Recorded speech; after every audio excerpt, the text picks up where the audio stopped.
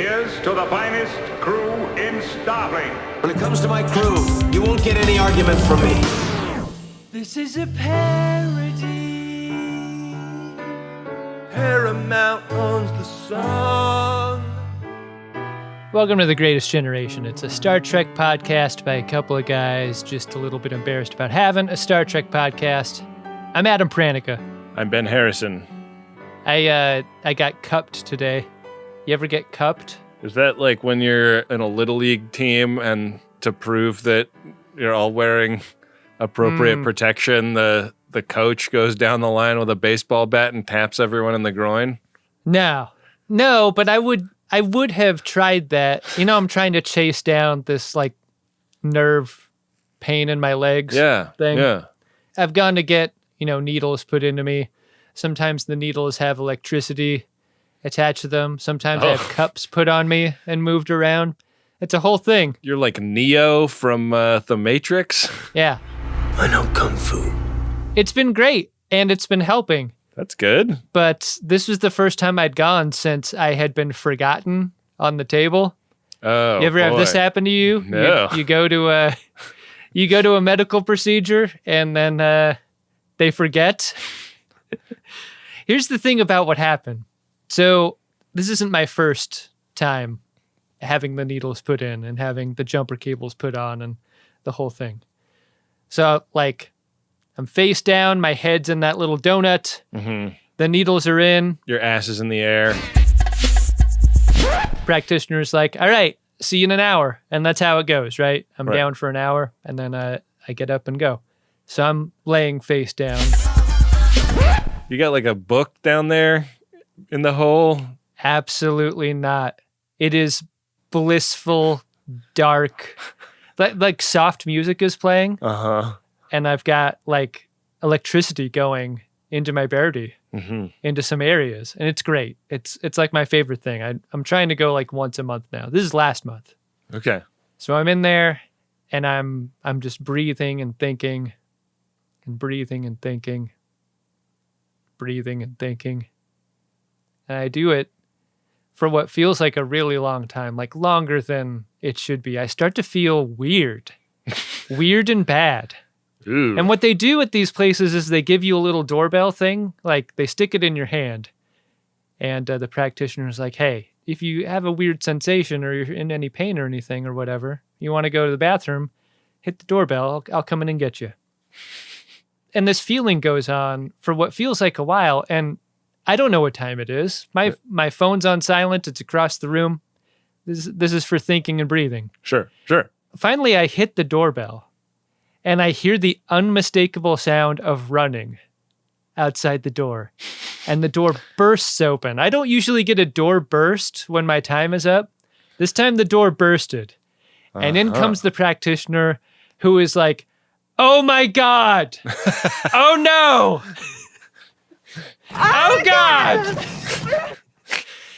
Because I had been on the table for 90 minutes. Whoa. And somehow my body knew that I wasn't supposed to be there that long. My body can tell time is one of the points of this story. Okay. So the needles come out, I get flipped over, like the thing is done. And the practitioner's like, what happened to you is something we in the industry call like, you got a little overcooked. And what's interesting about this is that the body knows.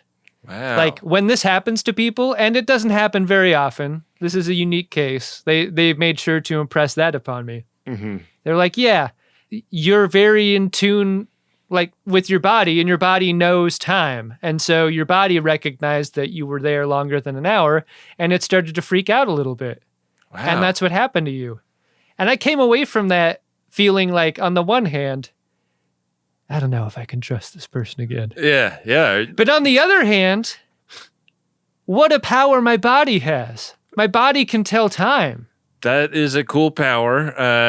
I wonder if you ever experienced that when you're like watching a Star Trek episode, like, this one's a little bit long. I mean, the thing about Star Trek episodes is that they're always, like, reliably, they're the same time. Mm-hmm. It would be a weird thing to watch a Star Trek episode that was like 53 minutes. Yeah. And I wonder if the body could feel You'd it. be like, this is making me uncomfortable, man. It doesn't feel right. My leg's starting to twitch. Is it supposed to be like this? Like it's connected to a battery. Man, are you going back to that place? Like, are they dead to you? Well, I went back again this morning, which is why I thought of it. The first time since that time. Yeah. And there was playful banter. Like you could do bits on acupuncture, I think, and have it work. It was fun. Bits on egg timers. All I do is, no matter what. It's all forgiven. It's all good. I was awoken exactly an hour after my session began, Sure. and it was all good. To err is human. Absolutely. Yeah. I like this new oops all forbearance, Adam Pranica. That's nice. Yeah. I mean, it's a high leverage situation when you're the one face down with a bunch of needles in you, you know? Yeah, you don't want to, that's not when you pick a fight necessarily.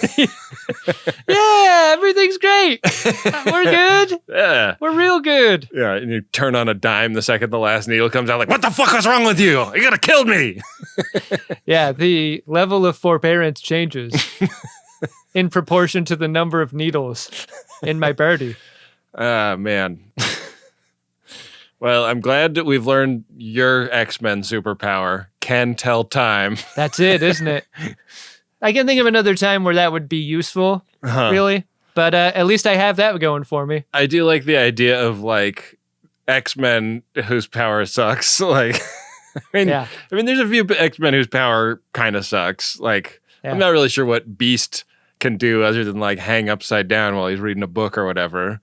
But like, Beast is super smart. I guess he's super smart, but like he's not shooting fucking laser beams out of his eyes, you know? Like, No, that power kicks ass.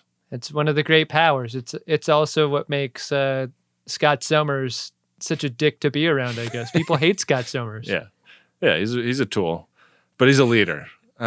He is. Yeah. He used to be my favorite X-Man. Me too. Based on the side-scrolling video game, he was like, that was my guy. I like distance power in my playable characters. Sure. This is why you like Dalzim so much in Street Fighter, right? I was never a Dalzim guy, but I can see the similarity between laser beam and long limb. You can stay back at a distance out of harm's way while you beat up on the other guy. It's great. Exactly. Yeah. Well, people should write in and tell us their superpowers that are not useful. I'm very curious to learn about X-Men superpowers that are no good. Name your X-Man. Yeah. Call it blank X-Men. Include that in your copy. What are you? Timekeeper? Wristwatch? Oh, like what's the name of my superhero? Yeah. What's the chronometer? I like that because there's a kind of a straight line Star Trek reference there. Sure. That's fun. Yeah, the chronometer. All right. Well, who knows if the chronometer hangs with Magneto or Professor X. Yeah. And who knows which side the Enterprise will fall on as they get right in the middle of a conflict between the Andorians and the Vulcans on today's episode. Oh, yeah. Which side of the dial will the hand be pointing at the end of Star Trek Enterprise Season 2, Episode 15? Ceasefire. That's what you said to the person that was pumping you full of electricity via needle, right? This has gone long enough. Ceasefire!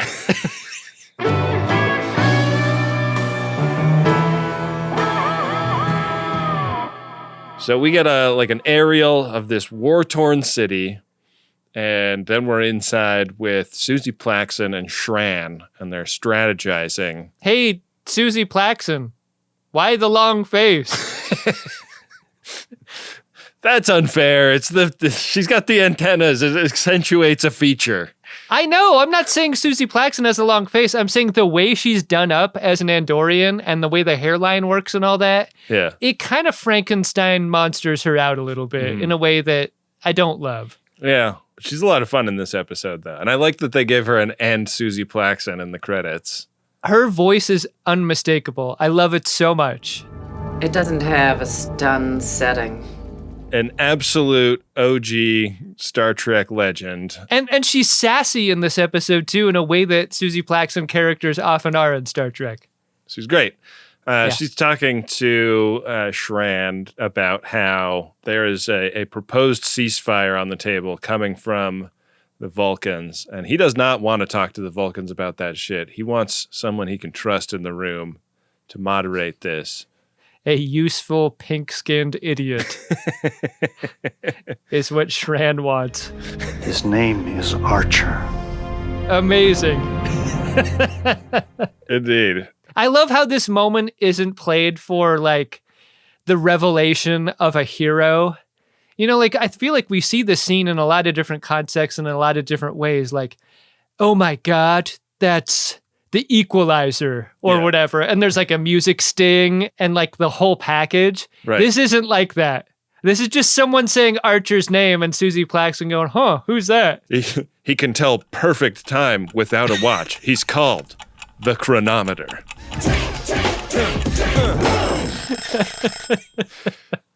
So after the theme, Archer is as shocked as we were to find out that he is being summoned to broker a peace on this war-torn world. He's getting the news from Admiral Forrest, who's relaying it from, I guess, the Vulcan High Command. None of them can really wrap their minds around this. Sexual icon Admiral Forrest has his orders. That's one aspect of this conversation that I think is important. Like, this isn't like a, hey, Shran asked for you. Are you available? Like, it's weird, but like, whatever. Admiral Forrest is like, your orders are to go see what this is about. You're the closest thing we have to an ambassador out there. You know how important this could be.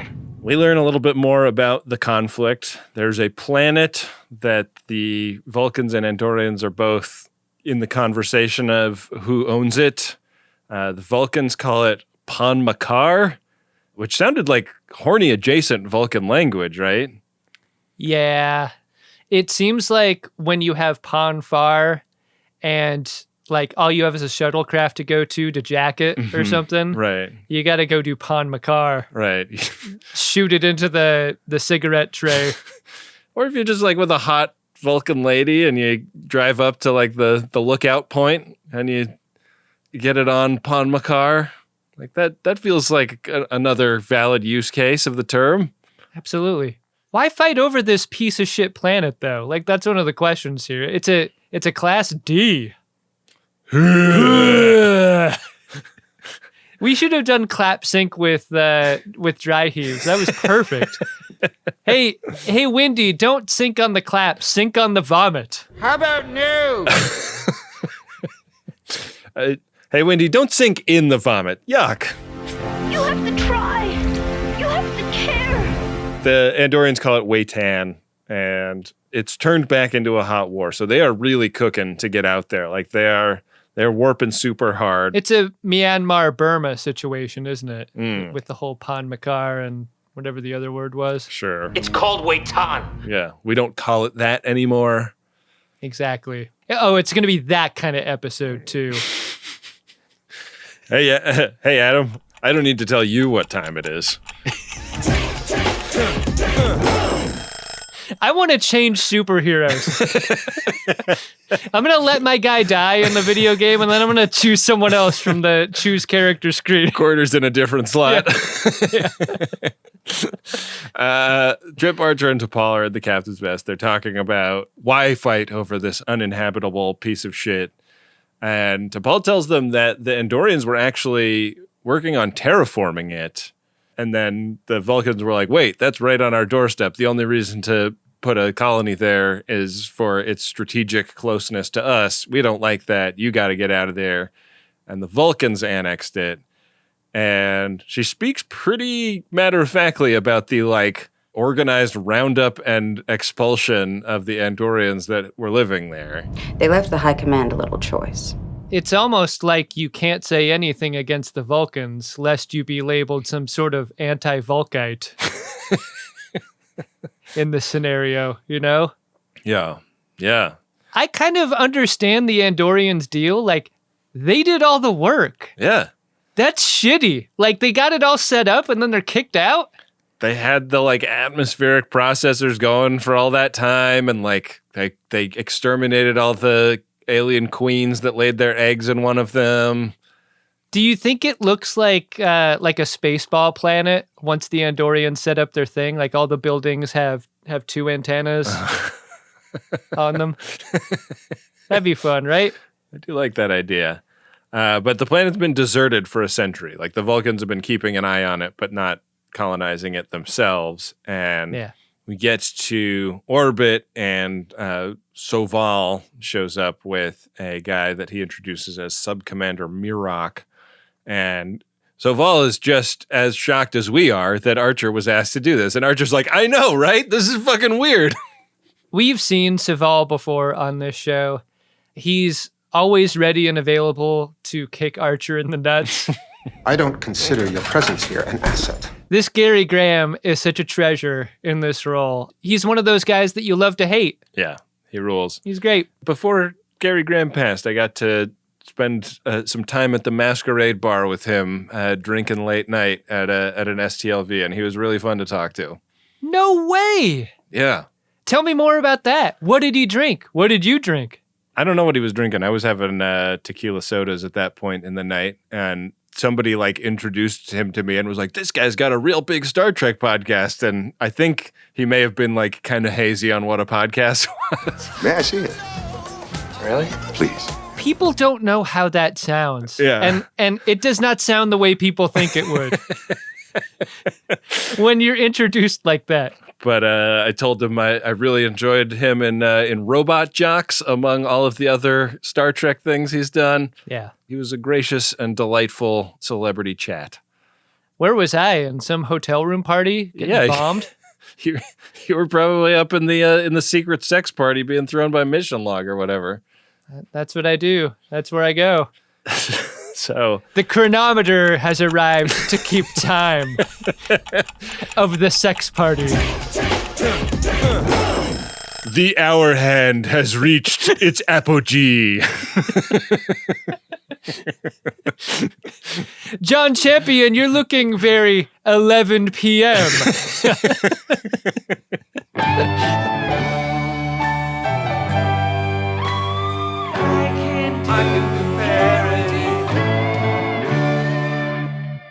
So we learned that Shran actually has some hostages, and he is only going to return those people if Archer comes in and mediates. So Soval's like, so this guy, Mirok, is somebody I actually trust, unlike you.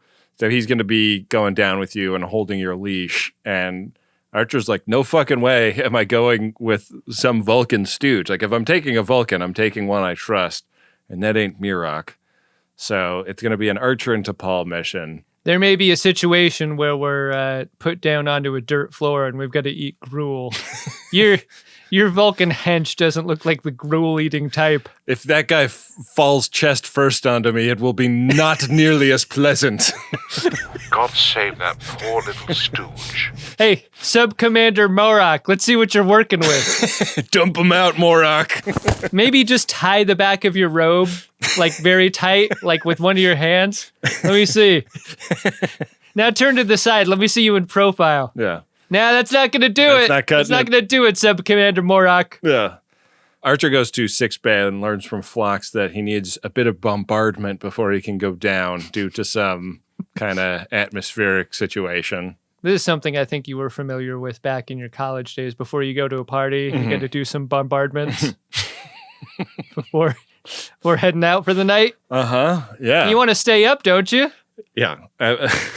Archer's like, no, I just want to go down and catches a ball in his face. And Phlox is like, bombardment! I mean, this is an opportunity, right? While the bombardment happens, it gives Phlox a chance to talk to Archer. Lest you forget, Dr. Phlox is a war veteran. Yeah. He was a battlefield medic. And he cautions Archer about just wandering down to a war zone, swinging his arms around like the fucking dope that he is. Hey, watch your back, Captain.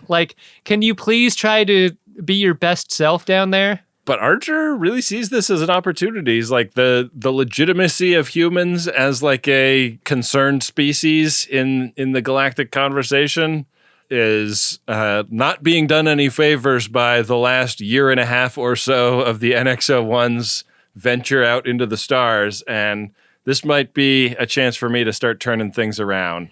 The feeling is it's like Archer's like Ralph from The Simpsons, like, I'm a negotiator. Aw, way to go, Ralph. Like the sense of self-importance here feels foreshadowing to me in a way that I don't think that they're intending. Like this confidence that he has is kind of feels like a setup to me. He's going to fake it till he makes it, and really fake it, we learn in the next scene, because T'Pol is like, so I sent you like the treaty that is under dispute and like some briefing papers about specifically what has happened and like some books on like diplomacy 101. Did you go over any of that? Did you get the advance email from the venue? I'm pretty sure I did. Yeah, didn't seem to be a problem. Archer's excuse, if we could call it that, is that, I mean, who reads this much the night before a mission? He was already up until the early hours of the morning. The idea that he would read hundreds and hundreds of pages before the mission seems far-fetched. So much that he doesn't really have to say that he's going to go with his gut. Like, don't say that part. Just say you read as much as you could beforehand, and that's as much as could be done. But like this note that the conversation ends on with the like, we're just gonna have to play it by ear. He's a little George W. about, I'm just gonna go down there and figure it out. Yeah. I mean, she explains this as like, she just wants him to like put his best foot forward and have the best chance of success. But he really resented the like 1,200 pages of light reading that she gave him, you know, hours before he's meant to actually synthesize that information and do something with it. So, and you know, the Vulcans write their reports in single space. Yeah, they're doing the opposite of what I'm doing with the margins. They're like moving them toward the edge of the paper. Yeah. Yeah, there's barely anywhere to put your finger. So they put down in this bombed out city, and there's still some fighting going on. We see like flashes of light on the horizon. They start kind of sneaking around, and a bunch of Andorians get the drop on them, and they are very angry that T'Pol is here with Archer. They're like, we expected you to come alone, Archer. And then they kind of look at each other and are like, all right, well, I mean, we brought extra hoods. So it's actually going to be all right from our perspective. Good thing we brought a couple of head bags just in case. So they go and are put in front of Shran, and he's like, very resentful of the implication that he took hostages, as is Suzie Plakson. Like they are in a war. These are captured soldiers, not innocents that they just grabbed. And T'Pol weighs in pretty early here and calls this a violation of the territorial compromise. That's what we learn the treaty is that governs this planet. Suzie Plakson calls this not a territorial compromise, but oppression. She views like what the Vulcans did, displacing all those colonists and seizing this planet, as a pretty unambiguously evil act, and really has an axe to grind with all Vulcans about it. What do you make of the single blue light in the closet that's pointed directly at the middle Vulcan prisoner? It's a blue light. What does it do? Turns blue. There's something so unusual about seeing practical lighting. Yeah. In a scene like this, and that it's just aimed at one of the prisoners. Well, he's getting ready to do a live stream, so he's got to have that blue light, you know? That it's blue, I think, is also appropriate. Andorian blue. Yeah.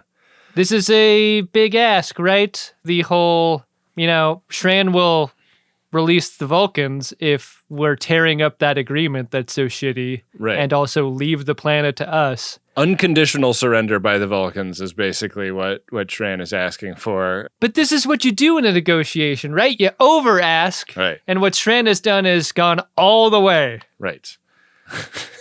And Archer's like, no, man, I'm not here to just carry a list of unrealistic expectations from you to the Vulcans and then come back and tell you they said no. Like, that's a fucking waste of my time.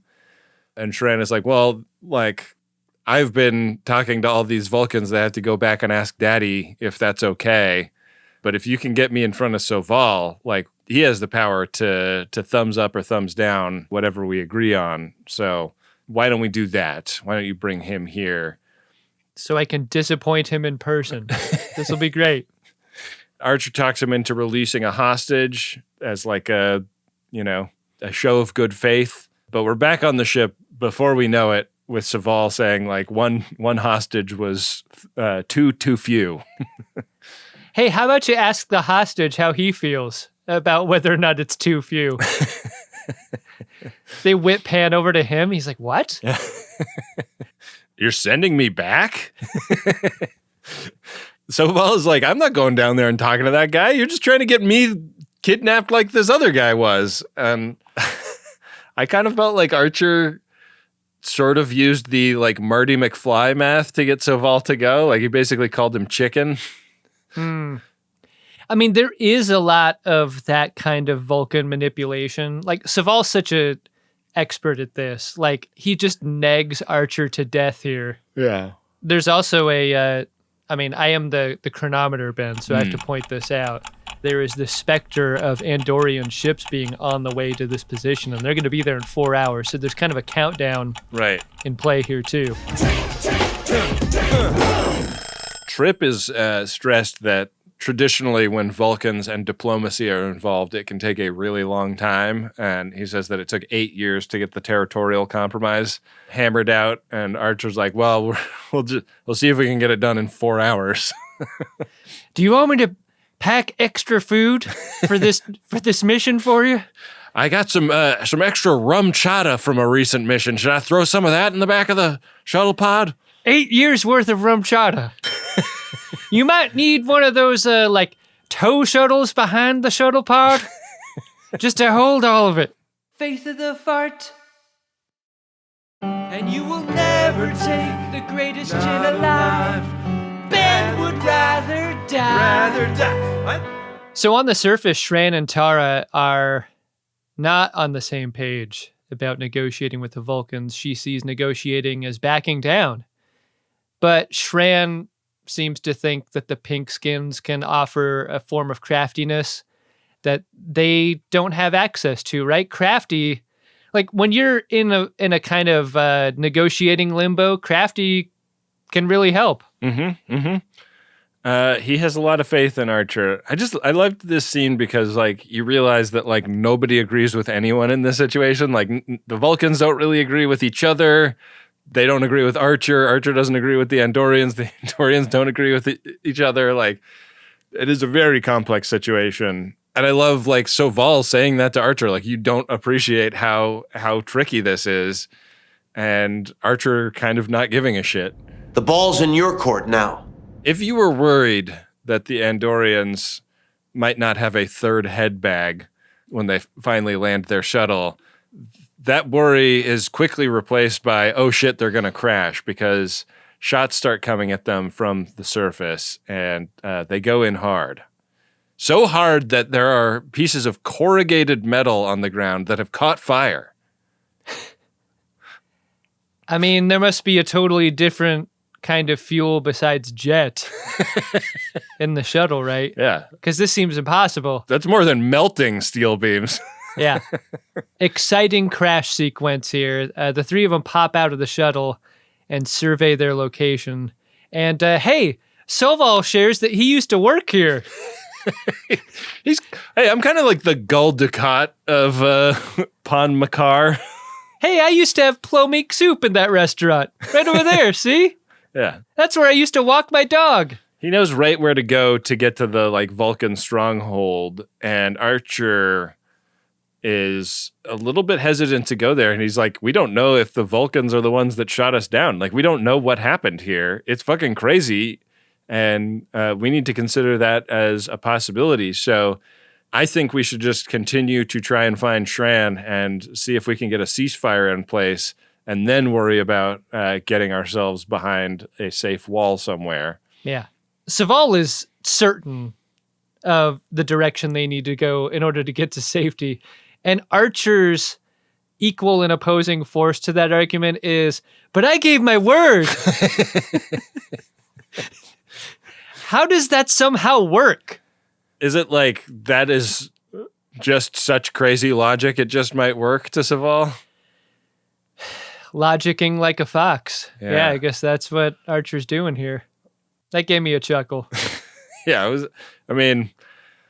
you really have to extend this episode a lot of suspension of disbelief to believe that Soval would go along with this. But Yeah. at this point, I was having so much fun. I didn't really care. Mirak and Trip are on FaceTime up in orbit, and Mirak is like, Vulcan commandos, remember those guys? We're getting ready to send them down there. And Trip is like, whoa, whoa, whoa, whoa. That sounds even more dangerous than the situation that they may already be in, if you can believe it. Vulcans are famously not emotional in just about every situation, but Mirak here has permanent headache face. I noticed. He just looks really put upon. And I can't tell if it's just the talking to Trip Tuckerness of the moment or that he's kind of in a pickle diplomatically. Well, it is really hard to talk to Trip when like they're keeping it as cold as they're keeping it on the bridge of the Enterprise and his sleeves look like that. You know? Yeah. You can see Mirak really struggling to keep his eyes up, you know? I know. My arm looks like I keep a large caterpillar under my sleeve. You're never going to let that go, are you? Shran finds out that the shuttle got shot down and is fucking pissed. And Suzie Plakson's character is like, well, maybe this is good. Like, we can just, like, do the fight instead of try to meet with Soval. And Shran's like, no, I really want to meet with Soval. Like, you agree with me, right? And she's like, yeah, of course. This is a low-key, the most important scene in the episode, I thought, because this reaction to the situation is right there for us to see. That Tara is okay with it and that Shran is sincerely upset at the situation and how it might reflect on him. Yeah. And his side of the conflict. She is under orders to agree with him in a weird way. Like, I guess she's like his lieutenant or something. So it feels like a rank pull moment. So meanwhile, Archer and Soval and T'Pol are making their way through the ruins, and Soval takes every opportunity to be as quippy as possible as they go. And when Archer goes off to scout on his own, it gives Soval and T'Pol a moment by themselves, and he makes sure to let her know just how disappointed he is in her career choices. You're one of the most promising members of my staff, T'Pol. If you'd stayed in San Francisco, you'd be the assistant consul by now. You might even have a diplomatic posting of your own. I'm aware of that. This really seems like it hurts. Like, he goes pretty hard at her. Yeah. But to her credit, T'Pol really defends herself here and says that, like, for as much of a dipshit as Archer is, he really has earned her respect. And that's when Archer finds his way back. Like, he gives them just enough time to have this moment together before moving on. Tara has found the shuttle that crashed, and we get the idea that she is now hunting Archer and trying to get rid of him before he can find Shran. And on the bridge, Hoshi is pretty sure she's found life signs of Archer. There's some kind of like damping field in place, so there's no communications and no scanning available to them, but Hoshi seems to have penetrated this damping field. And she lets Trip know about this. And then Trip finds out that the Andorian ships have dropped out of warp and are mere minutes away. So he sets tactical alert. It would be great if tactical alert meant, you know, the readiness of all the weapons and systems and so forth, but also like all of the grapplers shoot out really wide. And they can do like a spin and like whip other ships with them. I mean, just to make yourself big, you know, like if a bear is trying to attack you or something, shoot the grapplers out. Oh, yeah. And leave them out. Like an alarmed cat in a driveway that didn't expect my dog to walk by. It's a totally different look. Yeah. If you're looking at Enterprise, I think.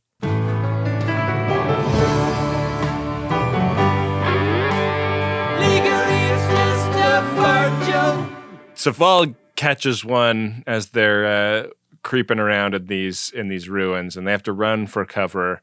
How surprised were you at this? 16 layers of burlap in this robe, and the laser cuts through it clean. Yeah. He didn't have a Bible in his breast pocket, that's why. No. These blue beams, I noted, looked exactly like the blue beams that were hitting the shuttle when it got shot down. Yep. And one of my favorite moments where the episode makes Archer look like the dope he is when he's like sticking his head up from cover to like try and tell whoever is shooting at them that they shouldn't be. We brought the Vulcan ambassador to meet with Commander Shran. It's too complicated, Archer. That's not gonna get them to stop shooting. And it's too loud. Yeah. So they start fighting back. Archer has T'Pol and Soval just lick shots kind of generally in the direction of where shots are coming from so that he can sneak around and flank these fools. And he gets the first guy who's like up on an elevated platform and knocks him out with a pretty good right hook. I read that I don't know if it was the writer or the director of this episode, but someone with creative control over what happens here was briefly detained and arrested because this hench up on the scaffold didn't go end over end into the bag with the Wilhelm scream. Like, as you are legally obligated to do. Friend of the show, Chris Black, wrote this episode, and I couldn't tell you how he is walking around a free man today. You both could compare and contrast your time briefly imprisoned. I should ask him about it. Yeah. You have so much to talk about. How'd you get out? He did get out, and they like sent him, and he was like working as a bag boy at a grocery store for a while, but it just wasn't for him, you know? Yeah. He was kind of institutionalized at that point. Then he went back to hang himself? Is that what you're suggesting? Yeah. Your friend is alive, isn't he? Yeah. I mean, last I checked, I don't know. So meanwhile, Trip is in orbit trying to like maneuver their ship in between the Andorians and the Vulcans to try and prevent a firefight up there. Archer sneaks up on Terra, who's the other shooter, and he's got one of these Andorian webs pointed at her and does the super cool, I don't know if this thing's on stun or not speech. There is a non-zero chance he's holding that backwards and aimed at himself, though, right? Like, yeah. It's like it's in shadow, and so she throws her gun away, and then like he steps closer, and she's like, "Fuck! God damn it!" But she reveals that she's a total zealot. She does not believe in diplomacy when it comes to Vulcans, and Archer is going to, I guess, take her prisoner and take her back to Shran, but he steps on an unstable part of the floor and his foot goes through. And suddenly we're in the Section 31 movie, and a motorcycle bad guy comes through. And it's wild how the floor gives way a couple of different times during this fight. Yeah. Great big Star Trek fight between Archer and Terra. Good tussle. And Archer finally wins when Shran and some other buddies of his run in, and like initially it's Shran catching Archer beating up his lieutenant, and he's like pissed at Archer about this. Yeah, that's a fun moment.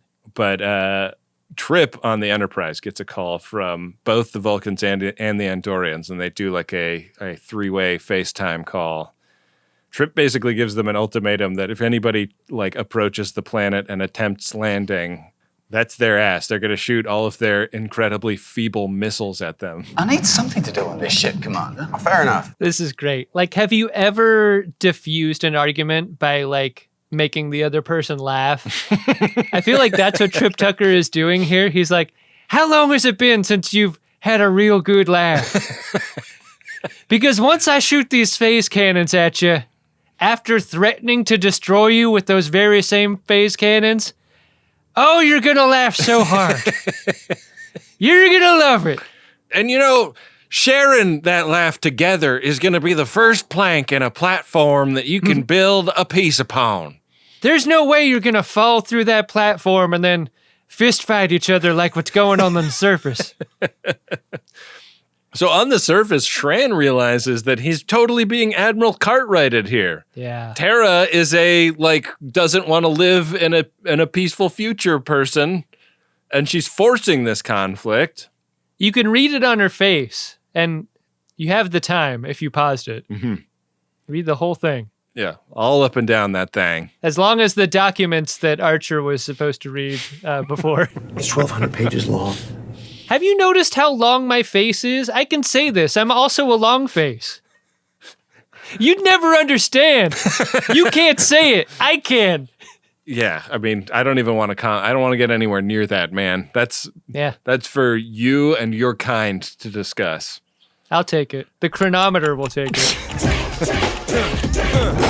Also, great big face on watches and clocks, huh?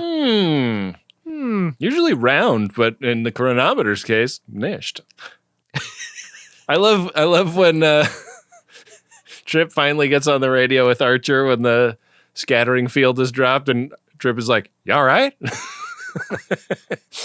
I do like that. Yeah, everything's going good. No problems up here. No problems down there. Archer reports that their shuttle pod is fucked up, so that they're going to need a ride. And I was like, didn't they leave a shuttle pod crashed on another planet not that long ago? Yeah, they're really going through them. Yeah, this is starting to be a real Star Trek Voyager situation. Remember that idea we had a while ago about like them using the doors for shuttle pods as ways to repair their ship when chunks of it are blown off? I think we're getting an answer as to why they didn't think to do that. They really are going through these shuttle pods fast. Yeah. So we even get a little scene of the diplomacy. Like it's going. It's not going easy, but it's going. And a toast is proposed to everyone's mutual dissatisfaction. Soval's doing dry January, but what the hell? I love that the camera lingers on Soval while he takes his shot. Mm-hmm. As if to suggest that this is like two-fisted liquor here. Like this is for hoary nights. Yeah. You know? Also, like I'm not going to believe that Soval actually did it after he put up such a big fuss unless I actually see him do it. So we're not trusting Soval to take the shot. Do you think Andorian teenagers experiment with doing antenna shots, like to get super drunk? Like they'll stick a tampon in the booze and then they'll cram it into the antenna. You know, because you can use the string to pull it out, Ben. There's holes in the tops of the antenna. Aren't there?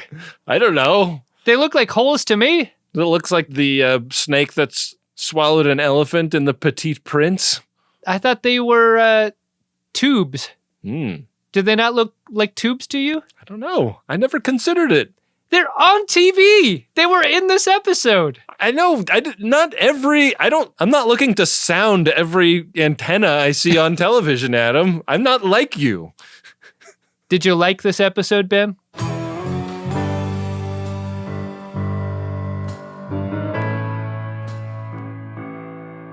This episode wasn't overly meddlesome, which is also how my Olympic prospects have been described.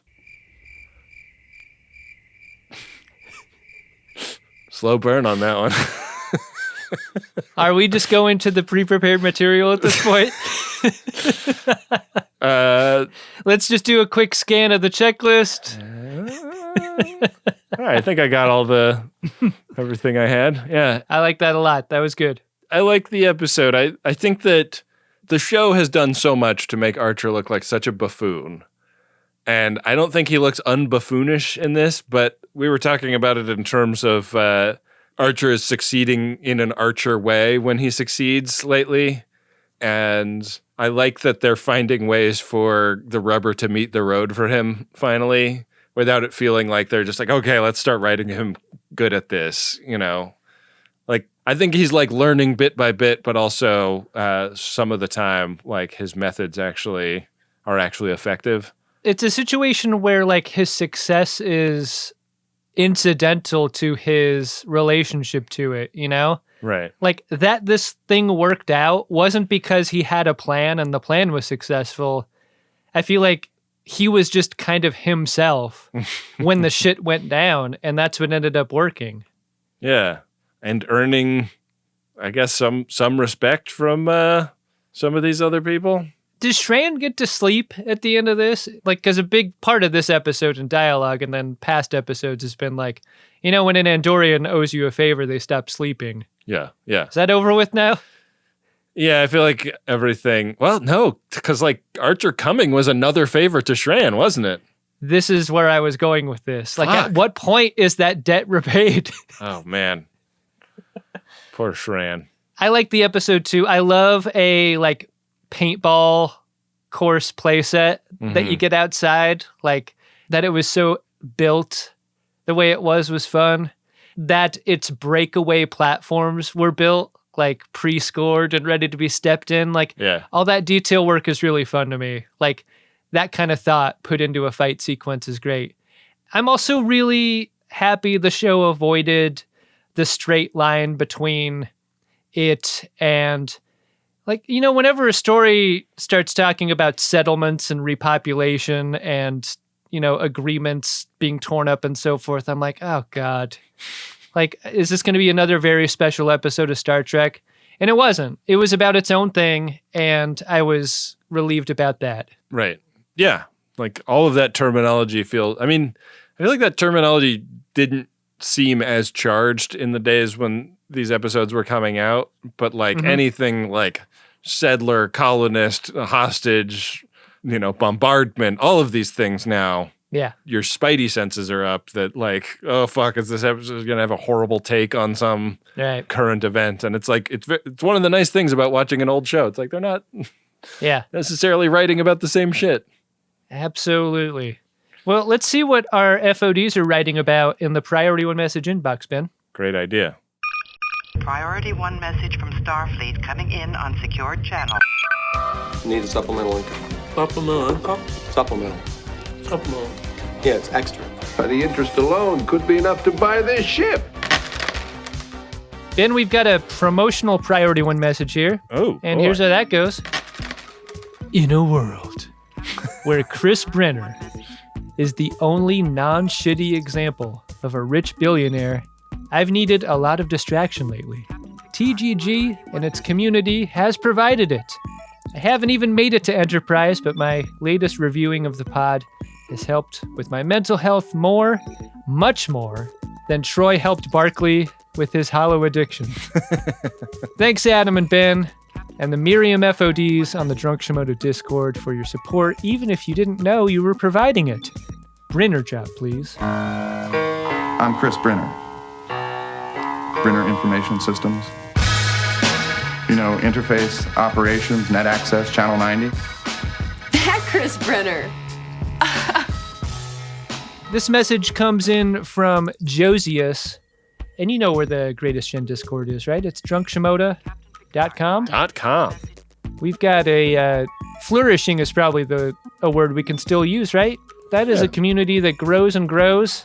It's a beacon of fun times on the internet. It's great. Really well run community. Like it's always super positive and fun over there. And Adam and I will occasionally drop in and say what's up to folks.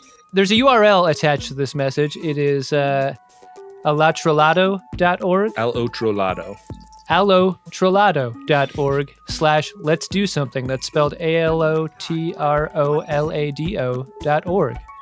And that's a place where you can donate. Yeah. Donate to what, Ben? Al Otrolado is a great charity, and this fundraising push is something that our buddy Jesse Thorne set up in response to things going on in our world right now. Al Otrolado is a group that works on both sides of the U.S.-Mexico border to help migrants understand their rights and get representation and stuff.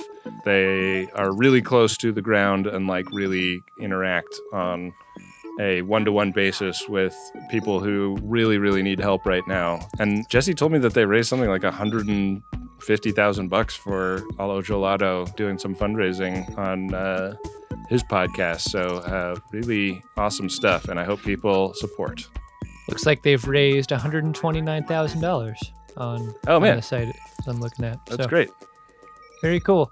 Yeah, I think over the years, you and I have set up funds for all sorts of things, and I think one of the things that a site like this does is it gives folks a place to go to do something. Like, when the problems are this Miriam and large, I think it's easy to just be like, what do? I don't know what to do, so I'm doing nothing, and I don't want to do nothing, but I don't know where to put my energies. Al Otrolado is an example of this. Like, it's a place where you can put your energy and your donation to do some good. So thanks to Josias for getting the word out. Indeed. Thanks to everyone who gets a P1 message on the show. Head to MaximumFun.org/Jumbotron if you'd like to get one on. We'd sure appreciate it. Hey, Ben. What's that, Adam? Did you find yourself a drunk Shimoda skulking around on the planet's surface? Incredible. Drunk Shimoda! How could I give it to anyone but the female Q herself, Suzie Plakson? I think this is her last Star Trek thing, so sad to see her go. But I hope she gets in some of this new Star Trek stuff that they're doing. I hope she's not dead like Gary Graham. Is she? Do we need to RSVP Suzie Plakson? She does not have any credits that I can find after 2008. So, You know, one of the things that happens is you look up a favorite actor on IMDb and you see a birth date and a death date. I don't see a death date on her IMDb page, so hopefully she's still going strong. Yeah, she's great. Absolute Star Trek legend. Yeah. Hopefully you get to have drinks with her at STLV. That would be great. On an upcoming year. I'm sure you will have already absconded to something way cooler, but Yeah, I'm going to use a stopwatch at an orgy. That's where I'm going to be while you're having drinks with Suzie Plakson. Yeah. How about you? I love when Archer gives Soval a phaser and he looks at him like with the incredulity during his retort, which is like, I haven't shot one of these in 50 years. There's something about that amount of time that was a laugh line for me. That was so fucking funny. Yeah. He's like, what am I supposed to do with this? It's like riding a bike, Soval. Yeah. Amazing. And wouldn't you know it, came right back to him. Yeah. Good job, Soval. Faith of the fart. Wow. That was a ton of fun. Let me tell you, Adam, about our next episode, Season 2, Episode 16 of Enterprise Future Tense. The Enterprise crew find a small craft drifting in space and are surprised to find it contains a human corpse. More questions arise when both the Suliban and Tholians make claims to the craft. The Tholians? These are the web people? Of the web. Yeah. Wow. Wouldn't it be great if this was the ship with the $5 carnival guitar guy and the banker? And what Enterprise did is like they thawed them out and they were like, nope, these guys suck. We're freezing them again. Freeze them back Someone up. else could deal with this shit. That would be tremendous. I'm curious, though, Adam, how we will be doing this episode. For that, we go to gach.biz/game and consult the Game of Buttholes, the Will of the Riker Quantum Leap.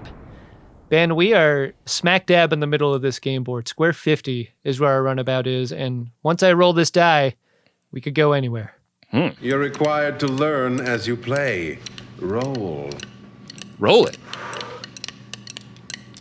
Ben, I have rolled a 2, which means we're on square 52, which means it's a Neelix's Galley episode. Wow.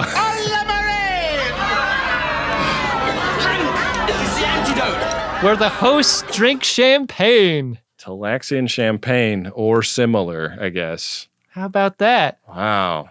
Wow. Gotta go get some bubble wine. You do? Fuck. How exciting is that? It's tremendous. It's been a long time since we've done a little drinking on an episode. It's time, isn't it? Yeah. I love the Lord, but I do a little drinking. And I'm ready for it. Yeah. Like the Scorpion says in Predator 2, my body is ready.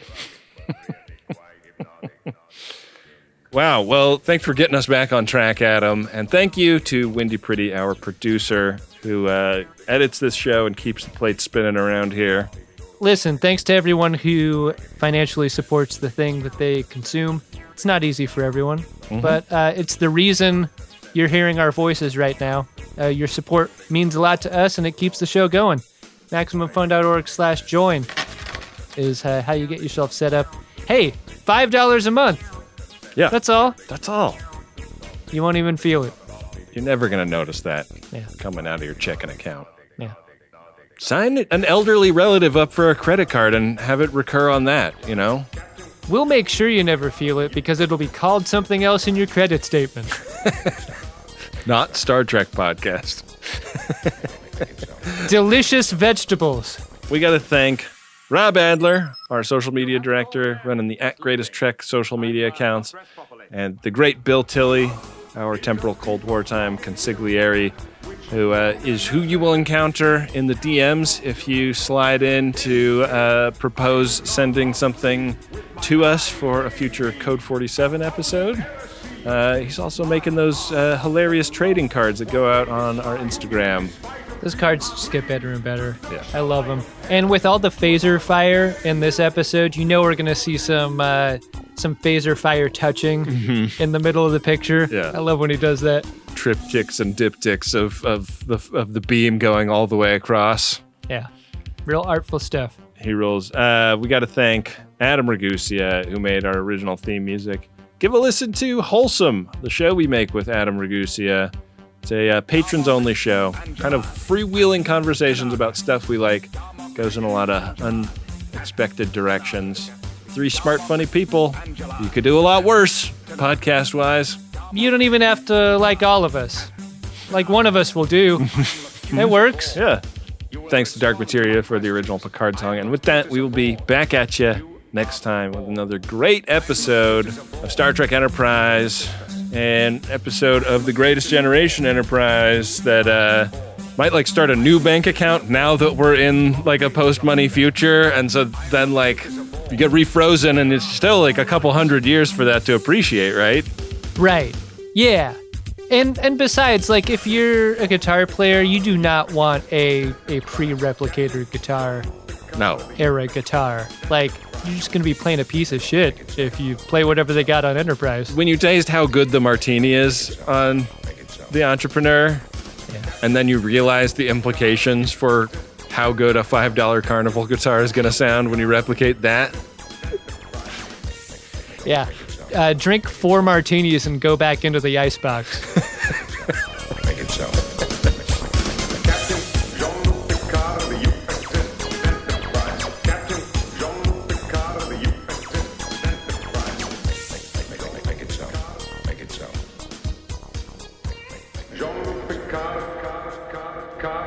Well, I might just get to like this place. Maximum Fun. A worker-owned network Of artist-owned shows. supported directly by you.